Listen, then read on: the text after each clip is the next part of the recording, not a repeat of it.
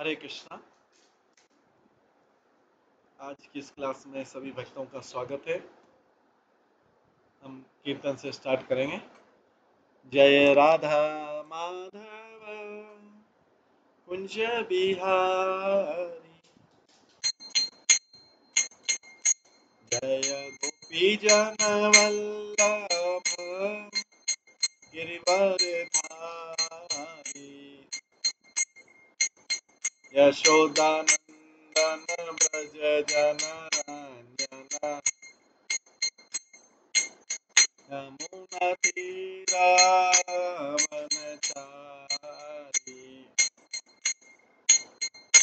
जय राधा माधव कुंज बिहारी। हरे कृष्णा कृष्णा कृष्णा हरे हरे, हरे राम राम राम हरे हरे, हरे कृष्णा कृष्णा कृष्णा हरे हरे, हरे राम राम राम हरे हरे, हरे कृष्णा कृष्णा कृष्णा हरे हरे, हरे राम राम राम हरे हरे, हरे कृष्णा कृष्णा कृष्णा हरे हरे, हरे राम राम हरे हरे, हरे कृष्णा कृष्णा कृष्णा हरे हरे, हरे राम राम हरे हरे, हरे कृष्णा कृष्णा कृष्णा हरे हरे, हरे राम राम हरे हरे, हरे कृष्णा कृष्णा कृष्णा हरे हरे, हरे राम राम हरे हरे, हरे कृष्णा कृष्णा कृष्णा हरे हरे, हरे राम राम हरे हरे, जय राधा माधव राधे, जय राधा गोविंद राधे, जय गौरनिताय गौरनिताय जय गौरनिताय, जय जय प्रभुपाद जय जय प्रभुपाद, निताय गौर हरि बोल हरि बोल हरि बोल, निताय गौर हरि। श्री राधा गोविंद देव की जय, श्री जगन्नाथ बलदेव सुभद्रा महारानी की जय, श्री गौर निताय की जय, शिल प्रभुपाद की जय।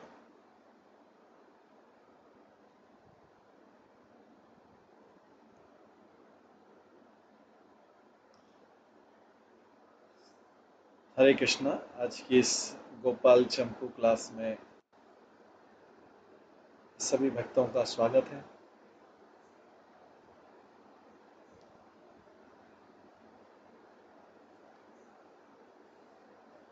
कल हम श्रवण कर रहे थे गोपाल चंपू के रासलीला के प्रसंग को श्रवण कर रहे थे।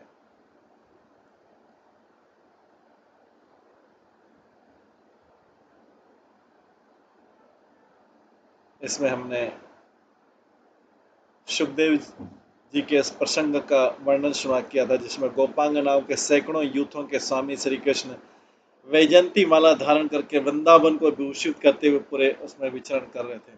उस समय कभी गोपियां अपने प्रीतम के गुण लीलाओं का गान करती, तो कभी कृष्ण गोपियों के प्रेम और सौंदर्य के गीत गा रहे थे। और परस्पर के गुणगान के अनुभव करने से वो उत्कृष्ट गीत जो गा रहे थे स्वयं ही उपस्थित हो गया, और उस समय भी सुख, इस समय सुख भी दूसरे किसी मनोरथ के करने का निरंतर आशय स्वरूप हो गया था। जिस सुख में आलिंगन और चुंबन आदि व्यापार के लिए गोपियों का एवं श्री कृष्ण का भी गान जनित अपरिमित सुख ही लक्ष्य हो गया था, और उस विशुद्ध सुख में जो आवेश था उसने आवरण के प्रकार का भी निर्माण कर दिया था। इसके पश्चात कहते हैं गान की विशेषता पाराशर ने वर्णन की। श्री कृष्ण ने गायन में शरतकालीन चंद्रमा को, उसकी चंद्रिका को, मतलब उसकी चांदनी को एवं कुमुद पुष्पों की आकार स्वरूप यमुना को गा रहे थे, किंतु गोपियां तो केवल एक ही श्री कृष्ण के नाम को ही बार बार गा रही थी। उन दोनों के गायन को देखो, किंतु इस गाने की सब टेकों में पूर्वार्ध में श्री कृष्ण का गायन है, उत्तरार्ध में गोपियों का। सब गानों की सब टेकों में शुरू में कृष्ण का गायन है, दूसरे में गोपियों का गायन है, याद रखना चाहिए। गायन का अर्थ है, जैसे श्री कृष्ण बोले, इस समय यह चंद्रमा शरद ऋतु के प्रति आगमन कर चुका है, किंतु मैं कृष्ण रूप चंद्रमा तुम्हारे प्रति नहीं आया हूँ क्या, अभी तो आ ही गया हूँ। गोपियां बोले, हे माधव आपकी जय हो, हे गोकुल वीर आपकी जय हो, हे कृष्ण हे हरे तुम्हारी जय जयकार। श्री कृष्ण कुमुदाकार का स्थान, जलाशय का एक स्थान से दूसरे स्थान पर चलना फिरना नहीं हो सकता।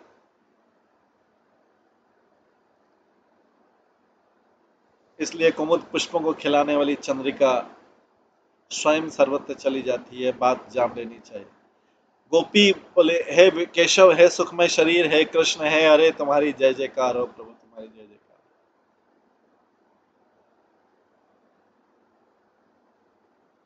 श्री कृष्ण बोली, ये पुष्पों की बनी भ्रमरों के द्वारा, ये पुष्पों की वनी जो है वन भ्रमरों के द्वारा उस प्रकार शोभा प्राप्त करे जिस प्रकार मेरी किरणों के द्वारा तुम कांति को पारी। हे गोपी हे श्यामल तुम्हारी जय हो, हे हार्दिक भाव के प्रेरक, हे प्रेम में शरीर, हे कृष्ण हे हरे तुम्हारी जय जयकार हो। बाल्याहरि प्रभु श्री कृष्ण बोलते हैं, पुष्पित निकुंज समूह में वृंदा देवी के द्वारा जो शोभा बढ़ाई गई है, वह शोभा तुम्हारा अनुगमन करने को अर्थात तुम्हारी सेवा के लिए निश्चय ही लोभ कर रही है।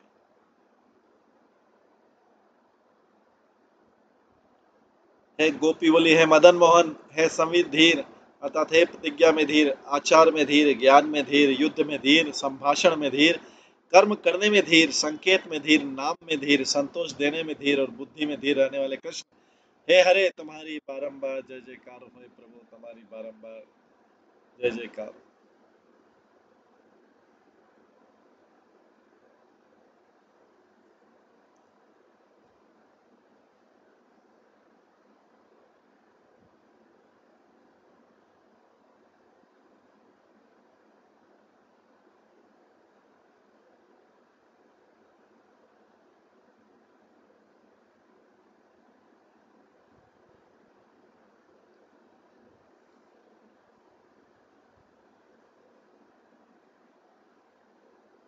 इस प्रकार से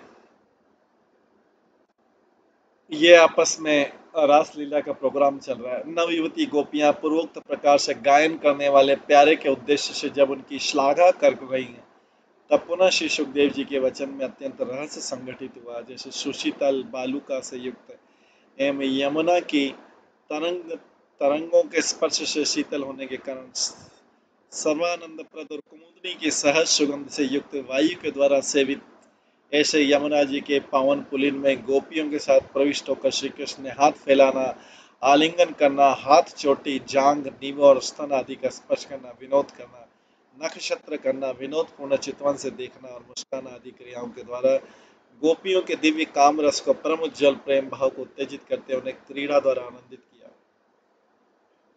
श्री श्रीमद् भागवतम के इन दोनों श्लोकों की रहस्यमय विशिष्ट व्याख्या था। इस प्रकार वन में बारंबार भ्रमण करके विशिष्ट स्नेह उत्पन्न होने पर भी अवसर न मिलने पर तृष्णायुक्त कृष्ण के सहित माननीय गोप महिलाओं के समूह में अभिलषित विलास के लिए विरलता उत्पन्न हुई।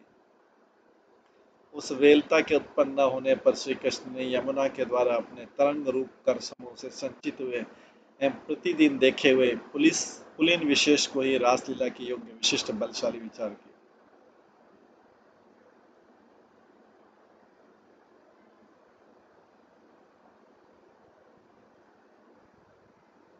और कपूर के समान कोमल एवं सूक्ष्म शुक्ल वर्ण की बालुका है, जिसमें से उस यमुना पुलिन में बलदेव जी के छोटे भाई जो श्याम सुंदर हैं, वे भी निश्चित रूप से शुक्ल और उज्जवल गुण के भाव से दीप्तमान होंगे।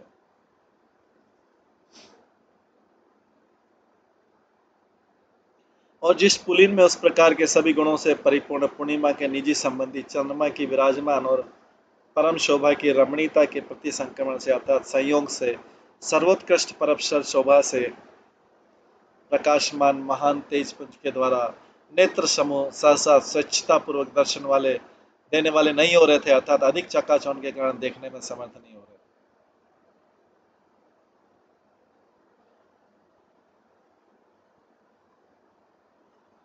और जिस पुलिन में तुलिका के समान अनुकूल जो बालुका है, वो केवल एक वस्त्र रूप आस्तरण की अपेक्षा कर रही थी, अर्थात उसके ऊपर एक पलंग पोष मात्र बिछा देने से कोमल तोषक जैसी मालूम पड़ती थी।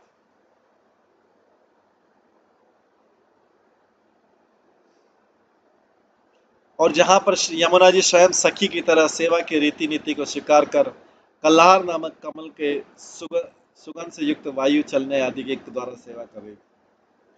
और पूर्वोक्त गुण विशेष उस पुलिन में श्री कृष्ण प्रवेश का अनुभव करता था, प्रत्येक प्रेयसी के प्रति युगल जोड़ी होकर बाहु प्रसार आदि लीला का अनुशीलन करने लग गए।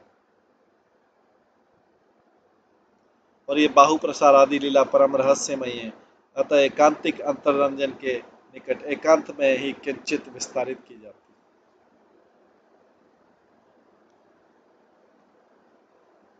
जैसे उस श्री कृष्ण गोपी रूप प्रत्येक युगल जोड़ी ने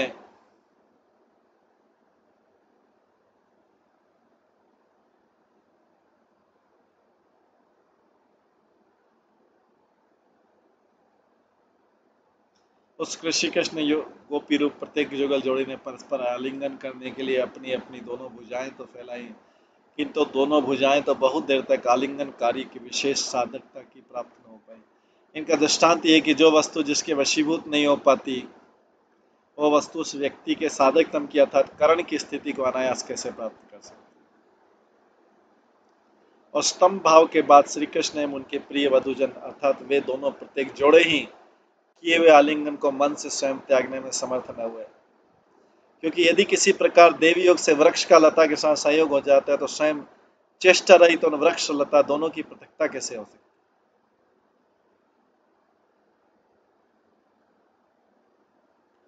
वृंदा आदि अंतरंग सखियों की उपस्थिति से रहित समय में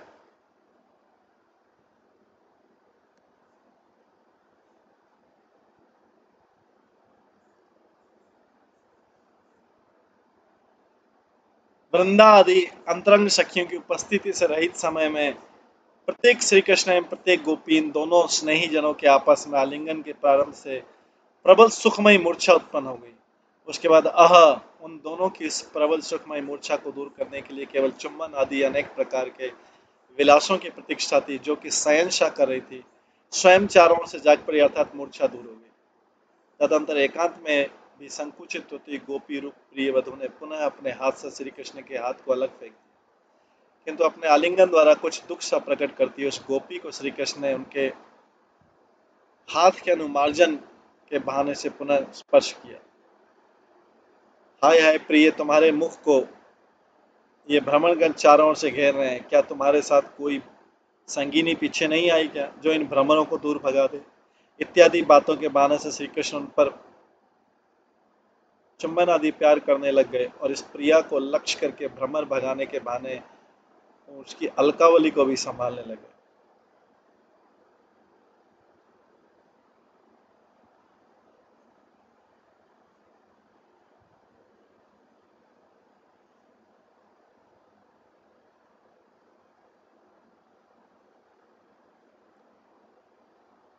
इस प्रकार से श्री कृष्ण हर एक गोपी के साथ मिल रहे थे।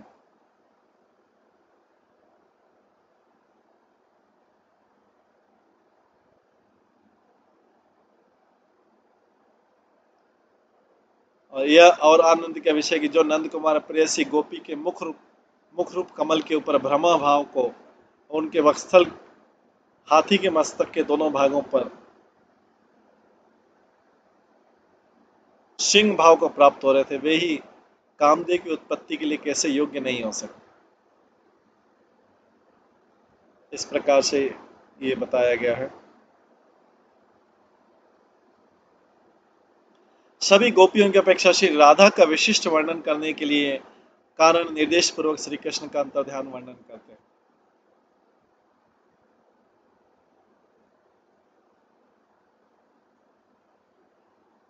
और जब लीला हो रही थी, सभी गोपियों ने अपने सभी विषयों में श्रेष्ठ कर अपने प्यारे श्री कृष्ण को सर्वथा अपने अधीन जानकर प्रत्येक ने तत्काल बारंबार तत् विषय में अत्यंत गर्व को धारण कर लिया।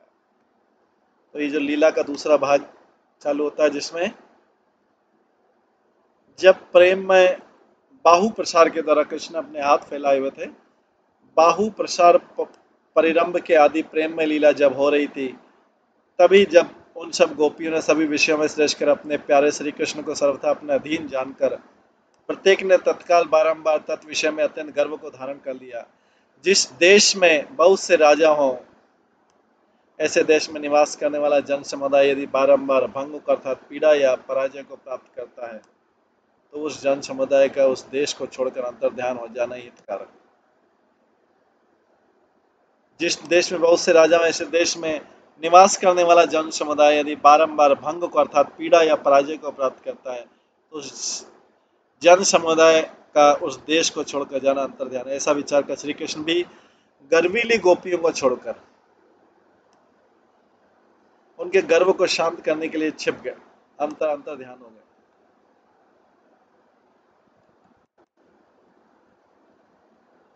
और श्री कृष्ण ने अंतर्ध्यान के विषय में विचार किया कि राधिका के साथ विहार करना ही मेरा परम उद्देश्य था। वो तो प्राय विस्मृत ही हो गया। मैं तो सारी गोपी के साथ क्या, मेरा परम उद्देश्य तो राधिका के साथ था। मेरा परम उद्देश्य तो राधिका के साथ विहार करना था। अभी तो मैं सबके साथ विहार कर रहा हूँ, इसलिए सारी गोपियों को छोड़ दिया, क्योंकि उनको गर्व भी होगा। क्योंकि मेरे द्वारा सभी गोपियों के साथ विशेषता से रहित रमण करने पर तो श्री लक्ष्मी की भी शिरोमणि राधिका भी साधारणता को अर्थात अन्य गोपियों की समानता को प्राप्त होगी। तो कृष्ण को लगा कि मैंने तो सारी गोपियों के साथ विहार किया और राधा के साथ भी किया, तो राधा तो साधारण गोपी जैसी होगी, राधा के साथ तो मैंने कुछ विशेष भाव तो किया नहीं।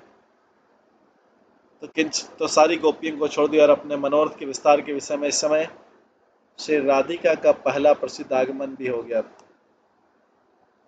इसलिए महामहोत्सव ही मेरे हित के लिए पूजित हो रहा है, और वो महोत्सव शरतकालीन विषयों में विशारदता चतुरता से एक पूर्णमासी में रास रस में शीघ्र परिपूर्ण होने योग्य। किंतु ये रास रस भी सभी गोपियों की एक मति के ज्ञान के अनुसार ही श्रेष्ठता को विस्तारित कर रहा है, और वह एक मत अर्थात सभी मति का एक सा होना भी श्री कृष्ण की प्यारी हूँ और नहीं, इस प्रकार के अभिमान से युक्त अंतःकरण वाली अन्य गोपियों के पर किंचित मेरी उदासीन परक होकर भी उन सबको दासी बनाने का प्राप्त हो रहा है। अतः सर्व गुणाधिकार राधिका को साथ लेकर अंतर ध्यान होने की स्थिति करूंगा। श्री कृष्ण सोचा कि ये रास रस भी जो है अब सभी गोपियों के एक मति के ज्ञान के अनुसार ही श्रेष्ठता को विचार हो रहा है, और इसमें राधा रानी ये नहीं सोच पा रही कि मैं ही श्री कृष्ण की प्यारी, क्योंकि सब गोपियों के साथ एक जैसा व्यवहार कर रहे थे। इस प्रकार के अभिमान से युक्त होकर अंतर्गण वाली अन्य प्रत्येक गोपी के ऊपर किंचित मेरी उदासीनता होकर भी सबको दासी बनाने के लिए प्राप्त कर रहा हूं। अतः श्री कृष्ण जो है राधा रानी को विशेष प्रेम देने के लिए अंतर्ध्यान हो गए। सारी गोपियां उनको ढूंढने लगी। इस प्रकार भावी प्रयोजन को सिद्ध करते श्री कृष्ण उस क्रीड़ा में आलस्य युक्त कर चरण की आदि की क्रिया वाली प्रत्येक प्रिया के पति बोले, निश्चय अपनी मेखला की ध्वनि को छिपाने वाली कोई भी दूसरी रमणी यहाँ पर स्थित है, ऐसा मुझे प्रतीत नहीं होता है।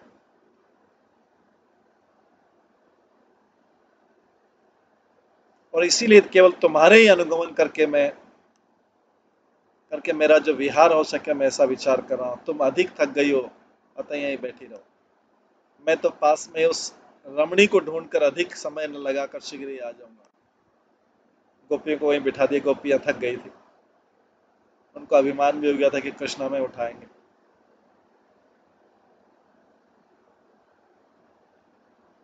गोपियों का आलस आया, उन्होंने सोचा कि हम थक गए, कृष्ण हमें उठाएंगे, लेकिन कृष्ण अंदर ध्यान हो गया। कृष्ण बोले तुम बैठो, मैं आता हूँ। केवल इतना कहकर चल दिए। वहां के सभी गोपियों के निकट से अंतरित होकर राधिका के साथ सहसा चल दिए।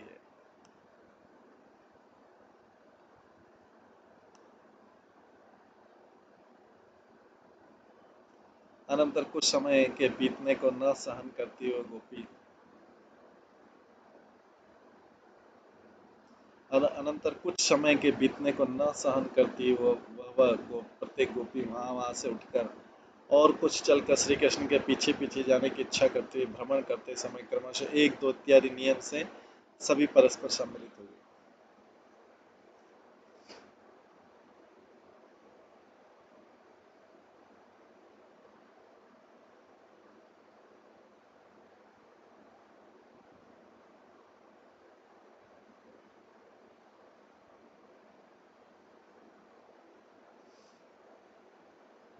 मिलित होकर भी वे सब इस प्रकार के प्रत्येक वाक्य में परस्पर अविश्वास के कारण शपथ का विस्तार करते हुए श्री कृष्ण के मार्ग का ही अन्वेषण करने लगे। किंतु प्रीतम श्री कृष्ण को ढूंढने के लिए उनके निकट आए विचार कर संतप्त होकर किसी प्रकार भी उनको निकटस्थ करने का समर्थ नहीं हुई। किंतु हाय, वे सब गोपियां तो केवल ग्लानि को पाकर भूमि पर गिर पड़ी।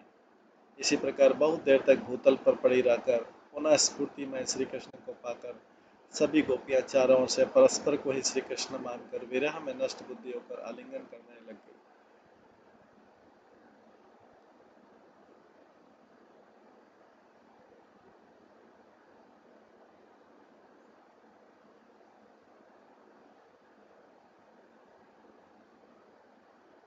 परस्पर को एक दूसरे को गोपियां जब कृष्ण चली गई तो गोपियां एक दूसरे को कृष्ण मानकर विरह में नष्ट बुद्धि होकर आलिंगन करने लग गई।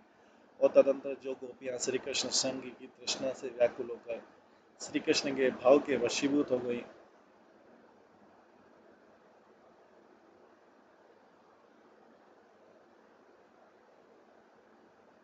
श्री कृष्ण के भाव के वशीभूत हो गए, वे ही सब की रक्षा के भाव को प्राप्त होकर श्री कृष्ण का आचरण करने लगे। उसके बाद किसी प्रकार बाह्य ज्ञान का अनुसंधान करने वाली गोपियां समय को बिताने को समर्थ न कर पूर्व अभ्यास के वश अथवा यदि जीवन रहा तो फिर मिलने की संभावना है, इस प्रकार की पहली भावना के कारण अपनी रक्षा की कामना से सभी को सुख देने वाली दुख देने के स्वभाव वाली श्री कृष्ण के बाल्य आदि लीला गाने को आरंभ कर श्री कृष्ण के या उनकी लीला के आवेश से युक्त हो गई। और वहां पर श्री कृष्ण को ढूंढती हुई अथवा इधर उधर जाती हुई वे गोपियां वृक्ष लताओं की परंपरा को भी बारंबार श्री कृष्ण का पता पूछती थी। यह सब उनकी उन्माद वृत्ति के अनुसरण का ही प्रभाव था।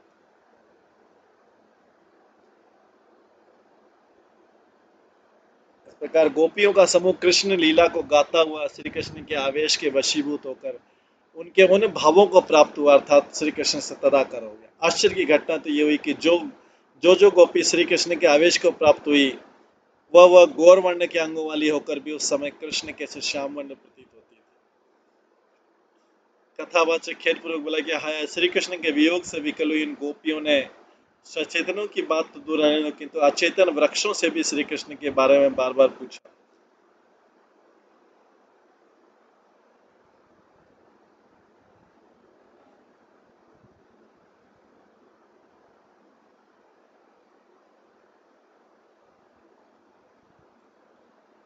जिस प्रसंग का स्मरण करते ही हाय, आज भी मेरा चित्त उत्तप्त हो रहा है। उत्तप्त होने वाली की बात तो दूर रहने दो, मेरे मन में तो मर्म क्षत की यह बात अधिक खटकती है कि श्री कृष्ण की प्राप्ति के लिए गाई गई भयंकर पूतना आदि राक्षसों से भी भीतिमय गीतियों का गाने के कारण उन्मत्त हृदय वाली इन गोपियों ने तदाकार होकर उन पूतना आदि के भयंकर आकार को धारण कर लिया। गोपियां इस प्रकार से कृष्ण की लीलाओं का अनुकरण करने लगी।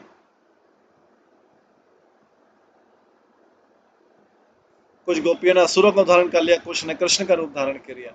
इस प्रकार का जो लीला का आवेश था वह अरि सखी दूसरे वृक्ष के पास चले एवं कृष्ण का पता पूछ। इस प्रकार दूसरे दूसरे वृक्षों से पूछने के अभिनिवेश के कारण क्रमशः बढ़ी हुई निकलने की क्रिया को प्राप्त हुआ, जिसके कारण पूछने का अभिनिवेश इस प्रकार दूर हो। कुछ वृक्षों को विकसित करते पुष्प के कारण उपहास के भाव से युक्त मानकर एवं कुछ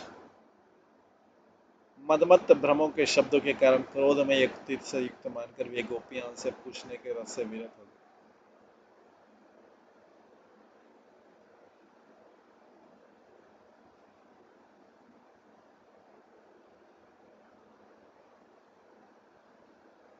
उसके बाद उन्होंने पृथ्वी को ही अपना प्रश्न का लक्ष्य बना लिया। जैसे हे भूदेवी, बताइए तुमने इस जन्म में कितने परिमाण वाला कौन सा अनिर्वचनीय तप किया है। फिर भूदेवी से पूछने लगे गोपियां, क्योंकि कृष्ण से विरह हुआ, पृथ्वी से पूछने लगे भूदेवी बताइए तुमने इस जन्म में कितने परिमाण वाला कौन सा अनिर्वचनीय तप किया जिसके कारण तुम श्री हरि के चरणों का स्पर्श पा रहे। एम पुलका पुलकावली स्वरूप अनेक प्रकार के अंकुरों का लाभ कर रही। अच्छा बताओ तो सही, वह रोमांच आदि तुमने त्रिविक्रम भगवान से उत्पन्न हुए पराक्रम के कारण धारण किया है क्या, अथवा वराह पत्नी होने के नाते कभी अवसर वश प्राप्त किए वराह भगवान के आलिंगन में सौख्य से धारण किया है क्या। किंतु हम तो कहते हैं कि ये बहुत पुराना कारण अब रोमांचजनक नहीं है, यह तो हमारे प्यारे नंद दुलारे के तात्कालिक चरण स्पर्श का ही प्रभाव मालूम पड़ता है। और ये वसुंधरे, तुम कर्म से एवं नान से भी पृथ्वी अर्थात स्थूल एवं क्षमा हो अर्थात सहनशील हो, इसलिए भी श्री कृष्ण के चरण चिन्हों से उत्पन्न हर्ष से अंकित प्रतीत हो रही है। अतः हम श्री कृष्ण को पूछने के लिए तुम्हारी शरण आई।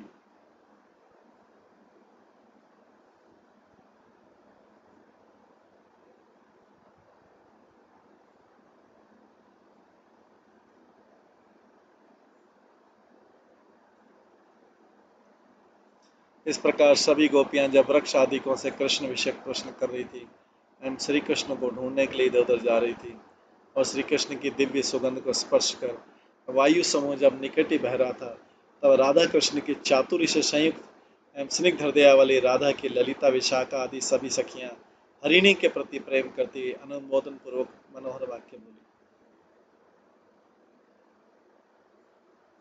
अरे सखी हरिणियों, हमारे प्यारे श्याम सुंदर के अनुसंग से सुषमा सौंदर्य की धारा बहती रहती।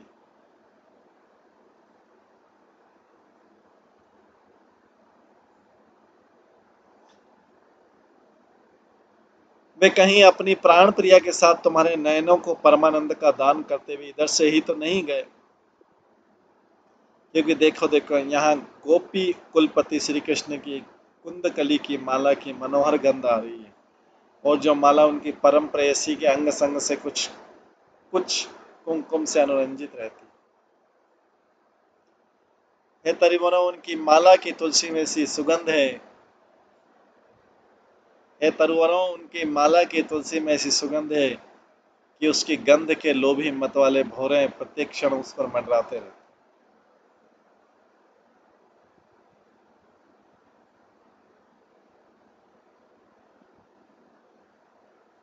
उनके हाथ में एक लीला कमल होगा और दूसरा हाथ अपनी प्रेयसी के कंधे पर धरकर हमारे प्यारे श्याम सुंदर इधर से विचरते हुए अवश्य गए होंगे।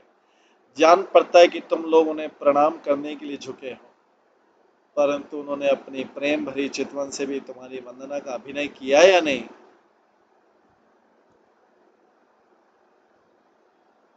श्रीमद् भागवतम के इन दोनों श्लोकों की विशेष मार्मिक व्याख्या करते हुए ग्रंथकार स्वयं बोले, पहले श्लोक में एण पत्नी सखी इन तीन पदों के द्वारा हे प्रशस्त नेत्र अर्थात हे प्रशंसनीय विशाल नेत्रों वाली, हे हम जैसे मानुषियों के सदस्य विचार के द्वारा श्री वृंदावन क्षेत्र में विचरण करने वाली मृग पत्नी है। सखी शब्द की व्याख्या जैसे ये हमारे उस कृष्ण दर्शन आदि सुख के समान सुख के द्वारा हमारी जैसी कृष्ण प्रियाओं के सख्य भाव को प्राप्त करने वाली हरिणी, इन पूर्वोक्त गुणों के कारण तुम हमारी सखी हो, क्योंकि सुख दुख की प्राप्ति में हम तुम दोनों समान हैं। इस प्रकार का भाव प्रकट कर उस मृगी के सुख से अनुराग युक्त हृदय वाली वे राधा की सखियां बोली,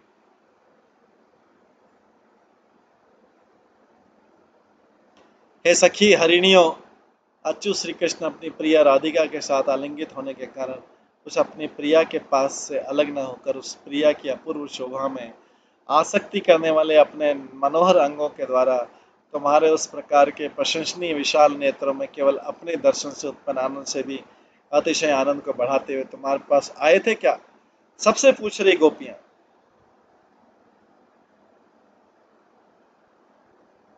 हरिणी से पूछ रहे हैं। वे राधा की सखियां उस हरिणी हरिणी के जोड़े हरिण हरिणी के जोड़े की प्रशंसा से युक्त वचन के द्वारा यहाँ आने के कारण की रचना करती है। और किम कांत इत्यादि अर्थात ब्रजराज कुल तिलक श्री कृष्ण की जो कुंदमाला है उसकी सुगंधि कहीं भी सुलभ नहीं है। वह सुगंधि यहाँ पर उस माला के भार से मिलते हुए वेग से तिरस्कृत तुल्य वायु के संग से चारों ओर फैल रही। कैसी माला की गंध यहाँ फैल रही है। और इसके उत्तर रूप इसका विश्लेषण करती है कि कांता के परम पुण्य से एवं उत्कृष्ट सभी सदस्यों सद्गुणों के द्वारा श्री कृष्ण की लालसा की भी जो परम प्रेमाद स्वरूपा कांता है, उसी कांता के अंग में लगने पर स्तनों पर स्थित कुमकुम पंख के समूह द्वारा जो माला व्याप्त थी उसी की गंध यहाँ फैल रही। अतः निरंतर परिचय विषय के कारण उस माला के गंध विशेष को ग्रहण कर हमको भी स्पष्ट रूप से उसी प्रकार की उपलब्धि हो रही है। इस प्रकार ही प्रथम श्लोक है। दूसरे श्लोक की व्याख्या है तदंतर उस हरिणी को पहले तो राधा कृष्ण के दर्शन से उत्पन्न हुए हर्ष के कारण एवं उनके वियोग से उत्पन्न तृष्णा से या पुनः दर्शन की विपाशा के कारण स्थगित अर्थात अवरुद्ध वचन वाली समझकर उसकी चुप्पी के कारण राधा कृष्ण के मिलन की ही तर्कना कर परमानंद पूर्वक उनके विलास विशेष की प्रशंसा करती हुई राधा की सखियां वहां पर पत्र पुष्प आदि के भार से नम्र हुए मनोहर के बहुत से वृक्षों के भी राधा कृष्ण के अंतपुर के रक्षक कंचुकी आदि सेवक विशेषों के भाव से उनकी वंदना की उत्पेक्षा कर प्रिया के साथ विहार में रत रहने वाले श्री कृष्ण के द्वारा उन वृक्षों का अभिनंदन हुआ या नहीं, इस बात का संदेह करती हुई श्री राधा कृष्ण के उस प्रकार के विलास में आवेश की विशेषता को वर्णन करती वृक्षों के प्रति बोली कि बाहुम प्रियाम सम इत्यादि। यह दूसरे श्लोक की अवतरणी का मात्र हुई है अर्थात पूर्वज जान।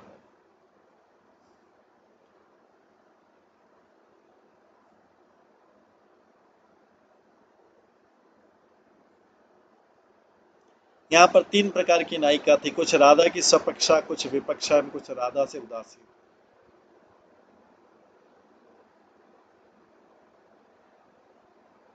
उन तीनों में से राधा की सपक्षा ललिता आदि की उक्ति के बाद राधा के उदासीन पक्ष वाले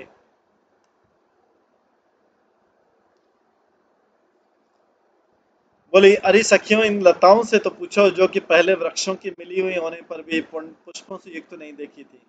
इस समय तो सब पूतनारी श्री कृष्ण के स्पर्श बता पुष्पों से युक्त देखी जा रही है और इन लताओं पर तो उनके नखों के चित्र भी निश्चित दिख रहे हैं।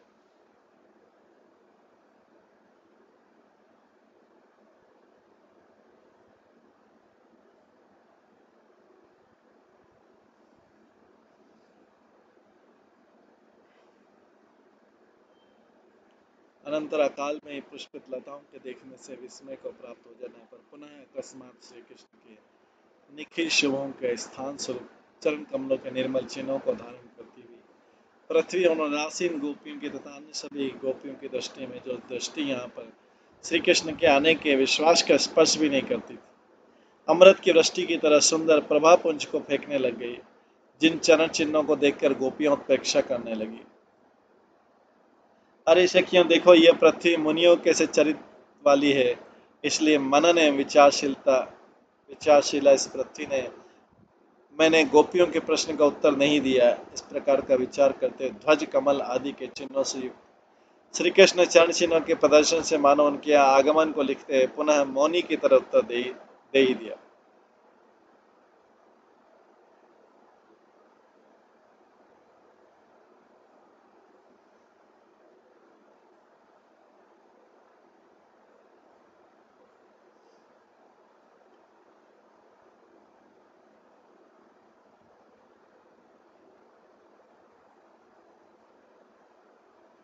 कुछ दूर पर तो उन गोपियों ने श्री कृष्ण के चरण चिन्हों के बीच में दूसरे चरण चिन्ह देखे।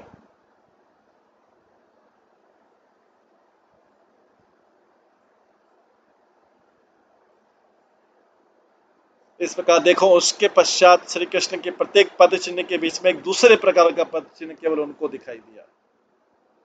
तो अभी गोपियां जब आगे बढ़ी श्री कृष्ण को ढूंढते तो ढूंढते ढूंढते तो उन्होंने देखा कि श्री कृष्ण के दो दो चरणों के बीच में एक तीसरा चरण दिखाई दे रहा है।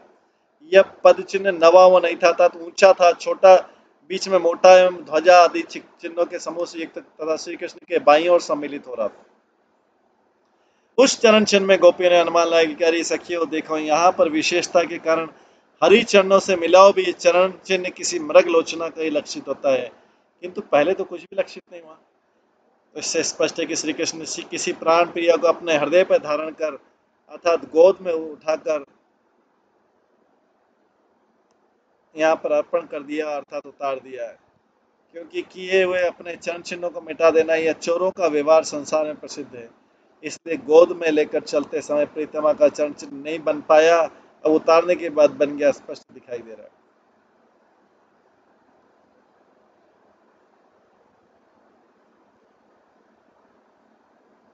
और युवक युवती कृष्ण एवं राधा उन दोनों के दाहिने एवं बाएं चरण चिन्ह जिस प्रकार से आपस में सटे हुए दिखाई देते हैं, उसी कारण से उन दोनों की परस्पर असंख्यता प्रकोष्ठा स्पष्ट तर्कित होती है। अर्थात दोनों के सटे हुए चरण चिन्हों को देखने से अनुमान लगता है कि दोनों के कंधों पर हाथ धरकर परस्पर चिपट कर चले हों, कोनी से नीचे के भाग को प्रकोष्ठ कहते हैं। इस प्रकार उदासीन गोपियों के वर्णन को सुनकर राधा की सखियां पुनः बोली, अरे सखियों देखो, परस्पर कर ग्रहण के द्वारा विराजमान और उत्कृष्ट लीला का आस्पद स्वरूप है प्रमत्त हस्ती दंपति की सी स्थिति वाला उन युवक युवता का जोड़ा इस निर्जन वन में अपनी रहस्यमय लीला के द्वारा स्वाधीनता पूर्वक जिस परम महोत्सव का विधान करेगा, वह महोत्सव हमारी उत्तम रूप से पुष्टि करेगा, ऐसा प्रतीत होता है।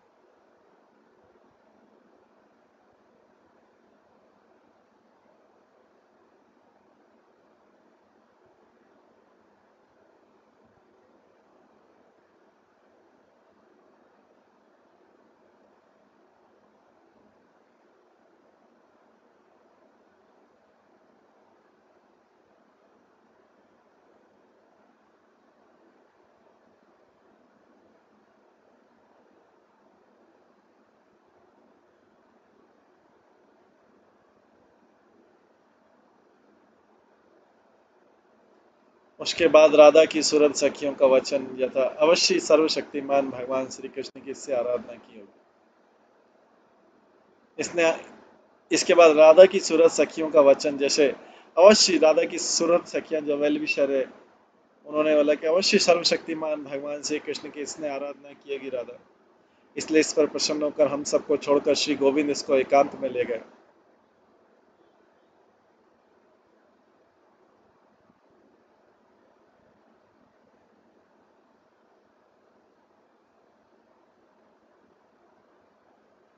ग्रंथकार स्वयं इस श्लोक की व्याख्या करते कहते हैं, जैसे इस भागवती पद्य का अर्थ यह भावार्थ है कि अवश्य परम मनीति मति रमणी रमन रमी ने किसी अनिर्वचनीय अमीश्वर शक्ति संपन्न भक्तों की भक्ति को अंगीकार करने वाले ईश्वर की ही निरंतर आराधना की, किंतु साधारण देव मात्र की नहीं।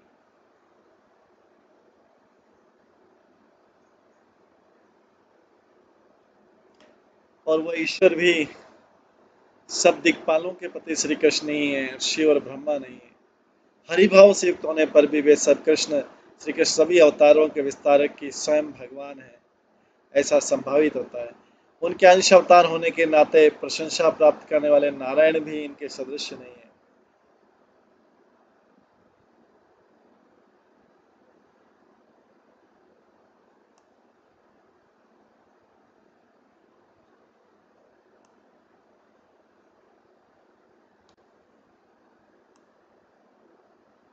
इस प्रकार के चमत्कार के कारण स्वरूप श्री कृष्ण को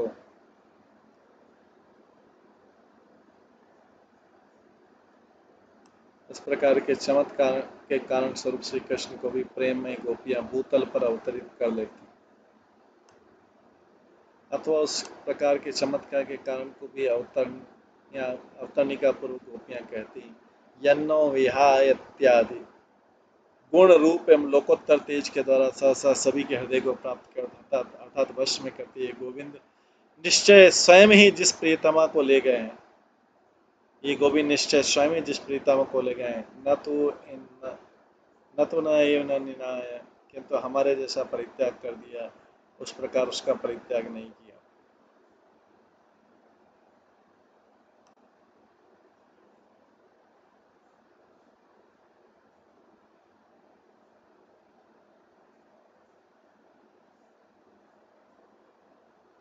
उसके ले जाने की परिपाटी भी अपने वक्षस्थल पर धारण कर प्रीति की रीति की परिपूर्णता पूर्वक प्रदर्शित कर दी, किंतु प्रीति की विपरीतता पूर्वक नहीं।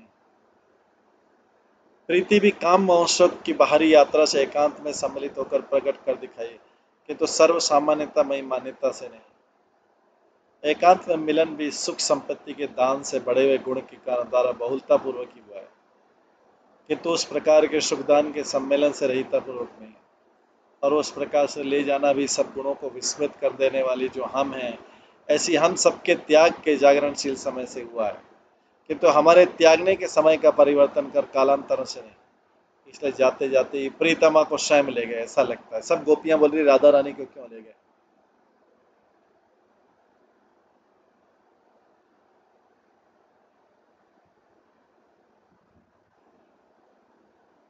श्री कृष्ण जिस प्रेयसी को गोदी में उठाकर अंतर ध्यान है, उसका नाम क्या था, इस अपेक्षा में राधा की सुख सुंदर सखियां बोली।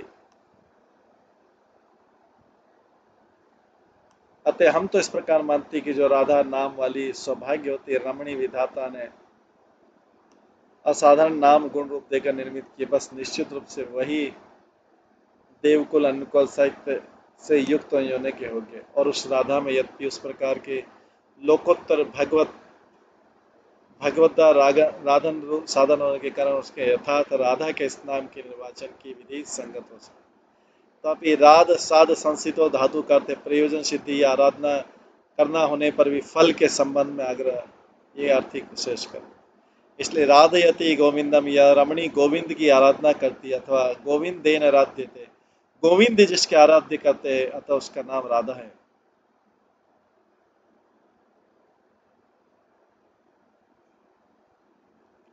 गोविंद ही जिसकी आराधना करते हैं अतः उसका नाम राधा है।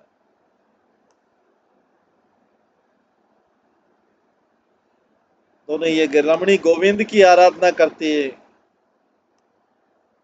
राधयति गोविंदम, या गोविंदेन राधयति, अतः बुद्धि से जानने की यहाँ तक अनराधे आराध्य की व्यक्ति हुई है, व्याख्या हुई है। उसके बाद राधिका में उदासीन भाव वाली नायिका पुनः बोली, अरे सखियों देखो तो सही, यहाँ की तो रेणु भी धन्य है, क्योंकि ये श्री कृष्ण के पाद पद्म को स्पर्श कर को पाकर विराजमान हो रही है।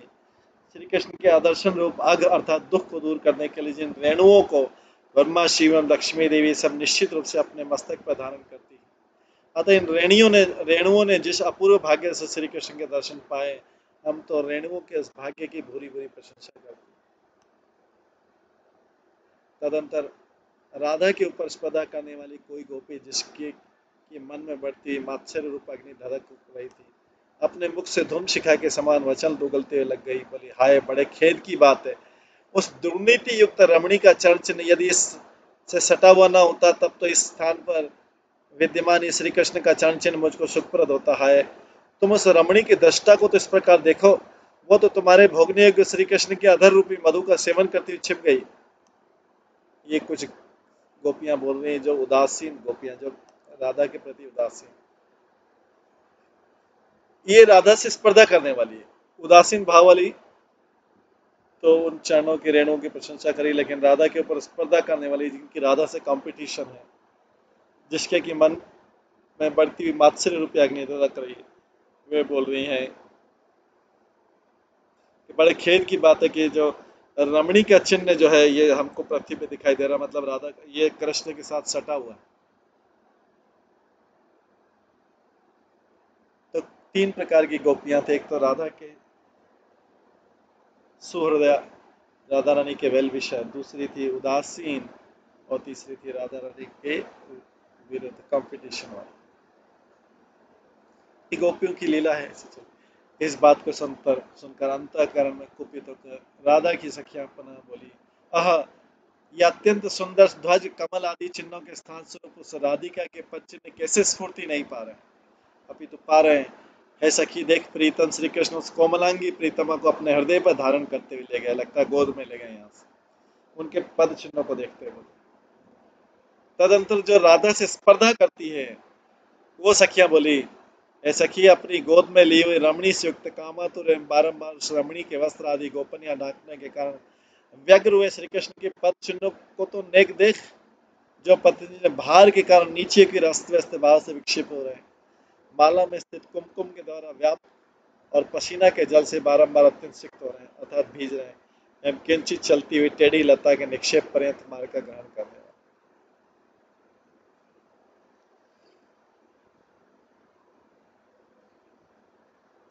अनंतर राधा की सखियों का वचन से, अरे देखो, नवे हुए दोनों घुटने के चिन्ह के आगे ही विमख्ता पूर्वक धरे उस सुलोचना राधा के सूक्ष्म सूक्ष्म दोनों चरण चिन्ह उसके श्री कृष्ण की जंघाओं पर बैठने को स्पर्श करें।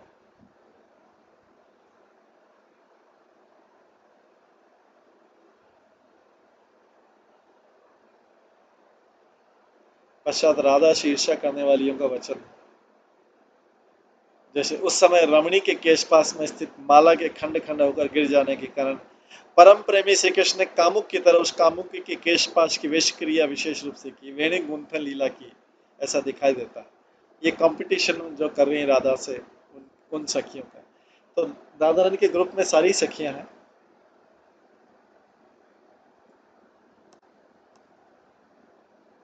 कि जी यहाँ पर घबरा कर टेढ़ी मेढ़ी चाल से संबंध एवं राधा माधव के परस्पर चरणों की ताड़ना से युक्त ये मार्ग उन दोनों की निसंकोच क्रीड़ा को जना रहा। तदंतर वे सभी गोपियां आत्मीय जन वृंद से युक्त वृंदा देवी की द्वारा संशोधित लता ग्रह के समूह के द्वार को राधा माधव का प्रवेश द्वार जानकर वहीं पर प्रवेश करने की इच्छा करने लगी।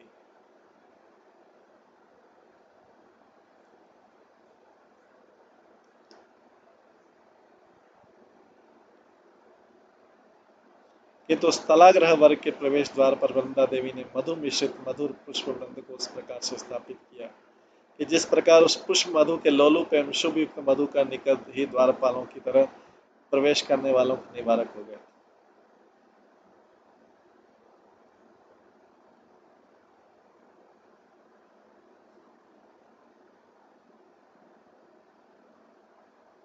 वे सब मधुकर प्रवेश के आरंभ से ही क्रोध को धारण कर प्रवेश करने वालों के सम्मुख दौड़ते हुए अपनी शिली मुखता को अर्थात भ्रमण नाम के भाव को दूसरे के अर्थ के द्वारा अर्थात बाण रूप दूसरे के अर्थ के द्वारा प्रकाशित करने लगे।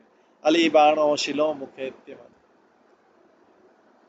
इसके बाद वृंदा की प्रेरणा से कुछ देर बाद किसी प्रकार जब वे भ्रमण गण शिथिलता का विस्तार करने लगे अर्थात कुछ मार्ग देने लगे, तब सभी सखियां तरुलता आदि को पत्र कंपन पूर्वक कुटिल मार्ग को पकड़कर लता ग्रह में प्रविष्ट होकर वहां पर परम अपूर्व स्थान को देखने लगे।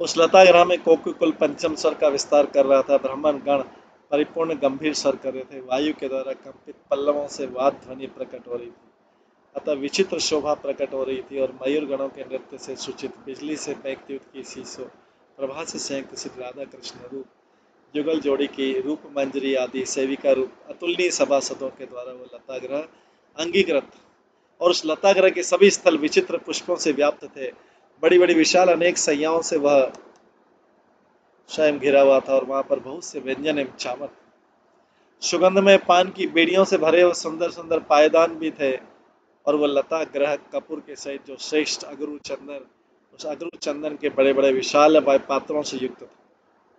इस प्रकार की विविध सामग्री परिपूर्ण वह लता ग्रह रूप अंतपुर सब गोपियों के प्रति पूर्वोक्त सामग्री के कारण साक्षात अंतपुर का बोध कराने लग गया। 2 श्लोकों में अन्वय वर्णन के कारण युक्त। और देखो ये पुष्पों का समूह भी दोनों के चरण पास से शिथिल हो गया है। ये शैया भी दोनों के अंगों द्वारा अस्त व्यस्त स्थिति मालूम पड़ती है। यहाँ पर ये व्यंजन एवं चामर भी यंत्र के द्वारा स्वयं चलने के साधन से रहित पड़े हुए तथा सुगंध में पान की बीड़ी आदि भी पहले भोग कर पीछे छोड़ दी। इसलिए लताग्रह अपनी दशा से हमें भी यह स्पष्ट कर रहा है कि यहाँ पर श्री कृष्ण नहीं है, अतः मुझसे किस प्रकार पूछ रही हो।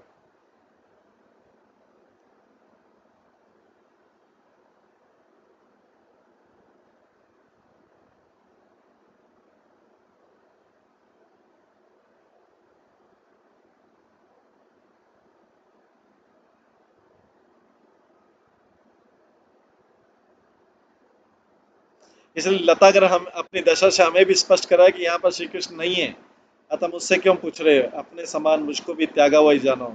मतलब श्री कृष्ण वहां पे भी आए थे, छोड़ के चले गए, अतः यहाँ से शीघ्र दूसरे स्थान पर चले जाओ, वहीं पर श्री कृष्ण को प्राप्त करो। और देखो ये सब कोकिल आदि भी मेरी तरह स्पष्ट उड़ जाने की इच्छा कर रहे हैं।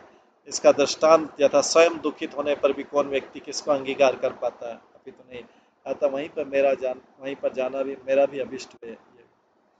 किंच कस्तूरी से व्याप्त एवं कुमकुम बिंदियों से कुछ सिंचित ये शैया भी क्षीण हो पड़ी है देखो। इसलिए इन दोनों प्रिया प्रीतम के करवट बदलनों के चिन्हों से भी युक्त है। और उन दोनों का यह जो अंतरंग बांधे वर्ग है वह भी परस्पर की विपरीत दशा के विस्तार से शोभायमान। अतः इस बंधु वर्ग को अनादर संबंधी दशा क्यों प्रकाशित नहीं होगी, अपितु अपने इष्ट के विरह में यह दशा अवश्य प्रकाशित होगी। अब राधा कृष्ण के वृत्तांत का अनुसरण सुनो। तो उधर राधा कृष्ण का कर रहे हैं। जिस समय निकुंज के पुरद्वार पर प्रवेश करने के लिए आवेश करने वाली इन गोपियों की कोलाहलमयी विकलता जान ली, उस समय संभ्रम जल्दीबाजी से युक्त उन राधा रमन ने उस निकुंज ग्रह से चलना अंगीकार करने के लिए राधिका के एवं अपने वस्त्रों को संभालने आदि का कार्य आरंभ तो किया, किंतु वेग से चलने की उस उतावली में उसको पूरा न कर पाए। किंतु निकुंज से चलने की जिस विवशता ने उनसे कान करके उन सखियों के वचन सुना एवं वस्त्र भूषा आदि के धारण को निगल लिया, अर्थात स्थगित कर दिया, और चलने की शीघ्रता ने जब उस विवशता को भी निगल लिया, तब अवसर पाकर श्री कृष्ण प्रेयसी राधिका के सहित छिप गए।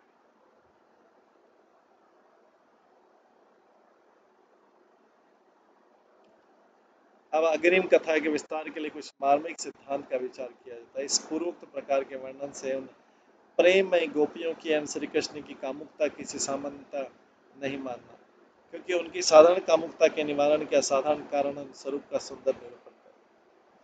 देखो संसार में जितने भी कामुक जीव है वे सब प्राय मृतक तुल्य शरीर वाले कहे जाते हैं। बाल मूत्रधारी होने के कारण मनुष्य शरीर एवं नश्वर होने से देव शरीर दोनों ही मृत पाए कहे जाते हैं।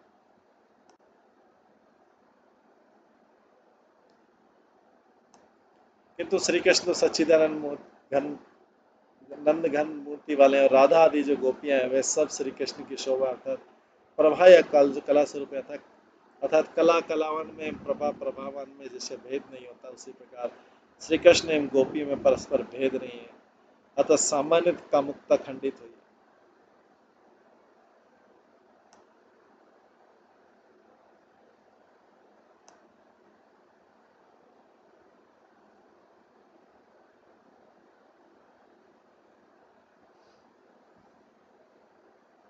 इस संबंध में रुक्मणी जी की उक्ति है कि सच्चिदानंद है सच्चिदानंद घन प्राणनाथ, जो स्त्री आपके पदारविंद द्वंद के मकरंद को नहीं सूंघ पाती।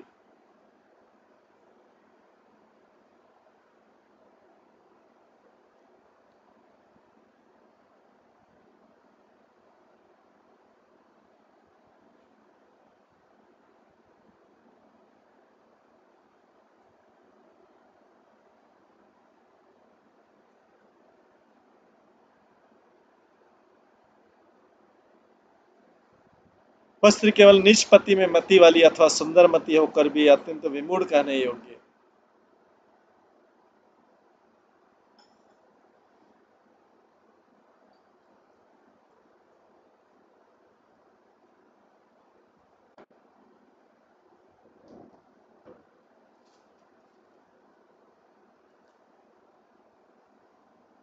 श्री कृष्ण सच्चिदानंद स्वरूप हैं, इसमें उपनिषद एवं भागवत के प्रमाण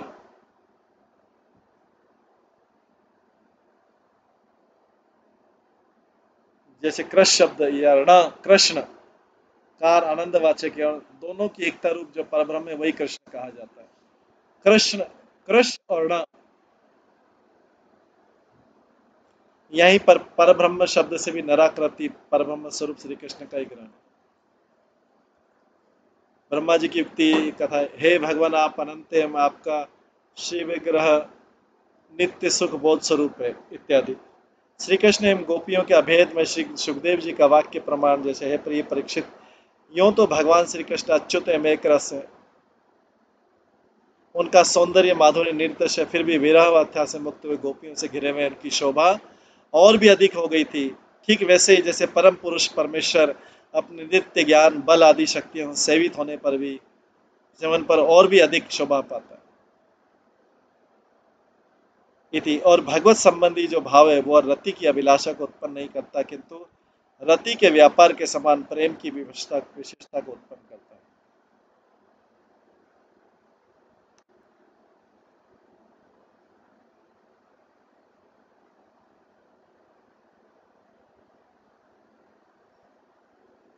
क्योंकि प्राकृत योग युवती के जिस प्रकार प्रथम दर्शन की उत्कंठा, मिलन को पाए, मिलने पर प्रतिक्षण मिलना, आलिंगन करना, चुंबन आदि क्रिया होती है, उसी प्रकार गोपी एवं कृष्ण का भी दर्शन इच्छा आदि व्यापार समान रूप वाला ही प्रतीत होता है। किंतु अप्राकृत या आध्यात्मिक है, अप्राकृत गोपीगण एवं सच्चिदानंद रूप कृष्ण, इन दोनों की प्राचीनतम योग जोड़े की चुंबन आदि लीलाएं तो केवल निष्कपट चित्त से भरी हुई एवं परस्पर सुख की प्रधान महिती होती है, और आधुनिक प्राकृतिक युवती के वे उत्कंठा आदि सब भाव तो केवल आत्म तृप्ति की प्रबल तत्परता द्वारा रचित होकर विस्तारित होते हैं। इस प्रकार ये लीला जो है, रास लीला में जब कृष्ण चले गए राधा रानी को लेके और सारी गोपियां उनको ढूंढ रही है, इस प्रस्ताव का वर्णन हो रहा है यहाँ पर। आज अभी समय होने वाला है तो इसको हम यहीं पे विराम देते हैं। इसके आगे का वर्णन जो है हम कल की क्लास में श्रवण करेंगे। सभी भक्तों का बहुत बहुत धन्यवाद। सभी भक्तों के लिए एक बार हरे कृष्ण महामंत्र का जप करते हैं। हरे कृष्णा कृष्णा कृष्णा हरे हरे, हरे राम राम राम हरे। श्री गोपाल चंपू ग्रंथ की जय, श्री जीव गोस्वामी की जय, श्री प्रभुपाद की जय, सभी भक्तगणों की